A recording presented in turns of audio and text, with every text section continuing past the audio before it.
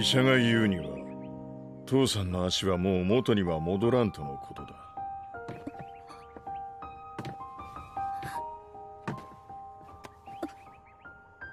よくやったな、兄。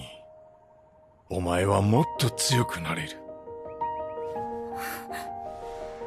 Qu'est-ce qu'ils auront changé, Armin, Connie, Jean, Mikasa, Eren, Annie, Reiner. Quelle progression dans l'écriture, dans une œuvre qui aura changé sans cesse de paradigme, en perpétuelle évolution. Plus rien n'est comme avant et le chapitre 125 est là pour nous le rappeler. Vous allez voir qu'en 45 pages, Hajime Isayama aura réussi à montrer que tout dans son manga s'est inversé. Nous sommes au paradis devenu enfer, dans la dernière ligne droite de cette histoire où comme la vie et la mort plus rien n'a de sens, tout le monde est brisé mais continue d'avancer, car des promesses ont été faites. Bienvenue dans l'analyse complète du chapitre 125 de l'attaque des titans. Si vous pensez avoir loupé des éléments importants à la compréhension du récit, ne vous inquiétez pas, nous sommes là pour ça. Vous êtes prêts? Rentrons ensemble dans un monde où même le soleil se couche là où il devrait se lever.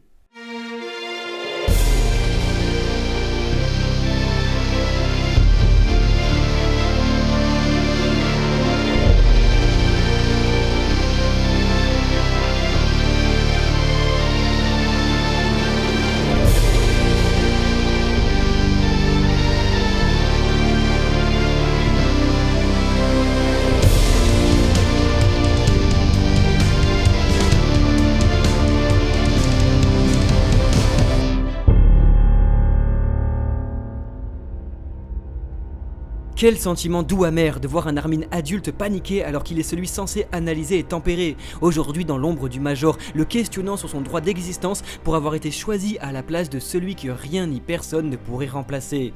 Le regret, la honte de s'avérer finalement ne pas être à la hauteur, en proie au doute, le garçon devenu homme paniqué, renforcé par la plastique de l'œuvre, totalement assommé et déchiré par l'enchaînement de catastrophes. Armin Arlette, comme beaucoup d'autres dans ce chapitre, est brisé, voulant seulement tout arrêter, ne plus rien entendre, juste s'allonger là, maintenant et dormir. Pathétique parallèle avec notre Reiner qui lui a succombé à la tentation. C'était il y a 10 ans. Reiner aidait Armin durant l'entraînement, il était le fort qui aidait le faible, portant ses affaires et l'encourageant à courir. Magnifique évolution, le grand fort devenu esclave de lui-même sans aucune volonté, et le petit faible devenu grand et fort, capable de tenir debout quand les choses vont mal. Hajime Isayama prend le temps de montrer toujours et encore les faiblesses de ses personnages. Ce ne sont pas des héros, mais ce sont des êtres humains, dans toute leur grandeur et complexité, faible mais puissant, courageux mais lâche, en proie au chaos, l'être humain comme le monde est divisé. Le mangaka nous pose alors la question, Eren Yeager est-il un miracle ou un fléau pour l'humanité?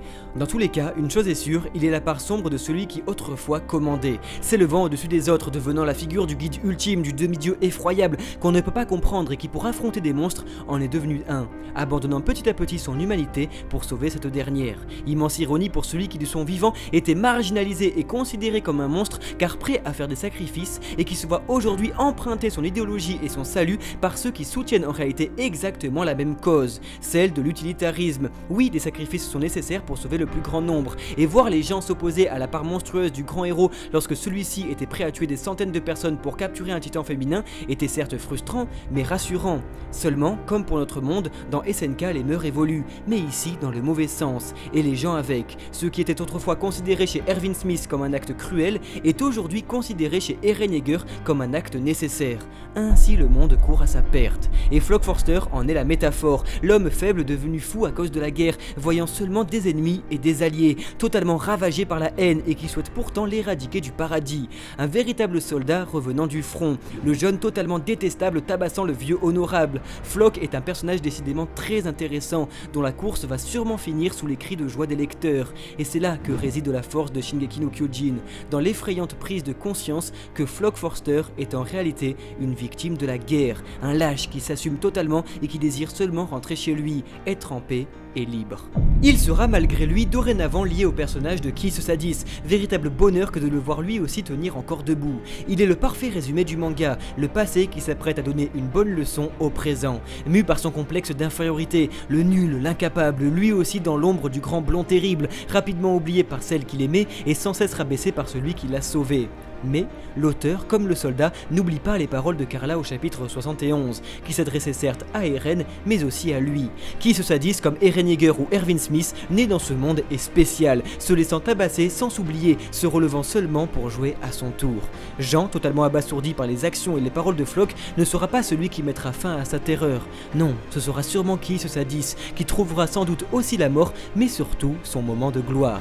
D'ailleurs, magnifique échange entre Floch et Jean. Quelle puissance, ce dialogue, ces dessins, la folie dans les yeux et le sourire de Floch, cette écriture rappelant à Jean ce qu'il était autrefois. C'est tellement juste et cruel, des paroles véritablement choquantes, prouvant encore une fois l'évolution des personnages sans l'appuyer pour autant. Oui, Jean a énormément changé, il n'est plus le même, mais la folie en personne lui propose la liberté en échange de son courage. Viens Jean, comme moi, deviens un lâche et sois enfin libre. Jean prêt à accepter, mais cette toute dernière phrase de Floch, ce regard à Onion Compound, tout est d'une justesse déconcertante. Cette scène m'aura alors extrêmement marqué. Isayama aura toujours été très fort pour dessiner les regards de terreur. Oui, tout le monde dans ce chapitre craque, et ce n'est pas Connie qui dira le contraire, lui aussi au bord de la folie. C'est à la fois tellement émouvant mais horrible. Voir tous ces personnages que nous avons appris à aimer, ne plus assurer, pleurant, paniquant, devenant fous, prenant les pires décisions, donnant la vie d'une enfant pour sauver celle d'une adulte. Encore une fois, le monde court à sa perte, la folie prend le dessus sur la logique, le monde est totalement renversé, que ce soit dans l'état d'esprit des personnages comme dans sa propre construction. Isayama montrant via Falco que le monde de Shingeki no Kyojin étant bien le nôtre mais inversé, pointant le doigt vers le coucher de soleil mais vers l'est, exactement l'inverse du nôtre, nous renvoyant ainsi au chapitre 93 présentant la carte du monde, le nôtre mais inversé. Que ce soit sur le fond comme sur la forme, Hajime Isayama prouve son talent à démontrer que son monde est à la fois exactement comme le nôtre mais aussi son opposé, et cela depuis le tout début de son histoire. Un monde magnifique mais cruel. Tout est donc inversé, comme les Ackerman, autrefois symbole de puissance et aujourd'hui incapables d'agir. Mikasa ayant seulement Eren en tête, comprenant que plus rien ne va et que son écharpe a disparu. Sûrement Louise, petite fille sauvée par Mikasa il y a 4 ans à Shinganshina et qui depuis l'idolâtre sans relâche. À l'image donc de l'être humain qu'il peint depuis plus de 10 ans, le manichéisme chez Isayama n'existe pas. Chacun est fautif. Ainsi, le cercle de la vengeance s'arrête chez Gabi et Kaya, qui pardonnent chacune la faute chez l'autre. Sacha peut donc reposer en paix, mais pas Connie. Celui qui a perdu comme sa sœur jumelle était là dans le dirigeable, seul moment où Falco et Connie se sont réellement rencontrés, l'enfant étant inconscient après l'incident du restaurant avec Nicolo lorsque le bataillon arrive au chapitre 112. Falco, même si souffrant de perte de mémoire car venant de manger Porco, comprend donc petit à petit que le gentil soldat est en réalité le plus proche ami de celle que Gabi a tuée. Alors, le thème du soldat voulant rendre ses parents fiers ponctue le chapitre, le thème de l'enfant brisé Annie et Connie voulant juste rentrer chez eux, un voulant revoir sa mère et l'autre son père. Et c'est ici que la nostalgie prend le dessus sur l'effroi, nous rappelant le flashback des Leonhardt au chapitre 33, preuve que tout était prévu depuis le début par le mangaka, le père demandant à la fille de revenir, et cette fois-ci, plus de 7 ans plus tard, nous avons la réponse de l'enfant. Oui, je le promets, magnifique raccord de coup de feu après que monsieur Leonhardt lance l'émeute à Revelio. Après tout, il doit revoir sa fille. Coup de feu donc de Floch tirant dans les mains d'un soldat marre, qui rythmera ainsi tout le chapitre. Raccord très cinématographique qui démontre ici la passion d'Isayama pour le 7e art.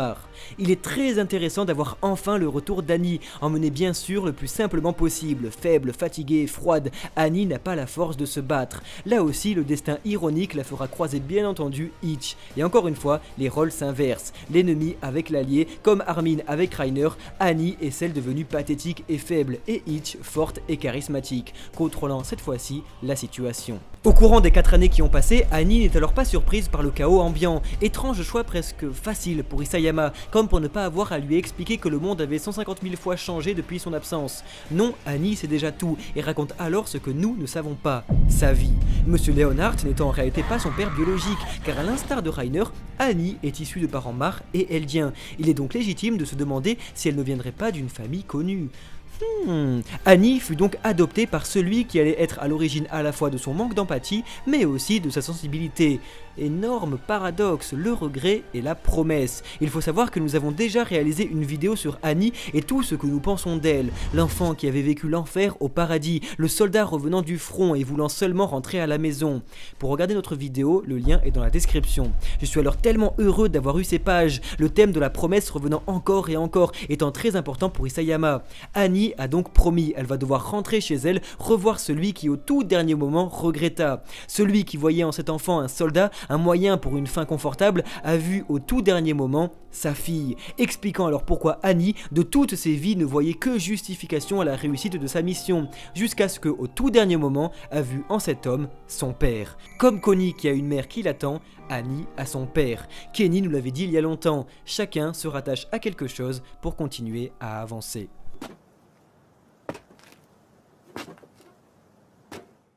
Annie a fait une promesse, mais Levi aussi, nous l'attendions tous, l'ange de la mort est de retour, et Andy aussi. Immense plaisir que de revoir le Major toujours fidèle à lui-même et à son humour, présentant Levi comme un homme faible qui a même échoué à mourir. Face à Pick et Magat, dernier pion manquant à l'échiquier, qui font eux aussi leur retour.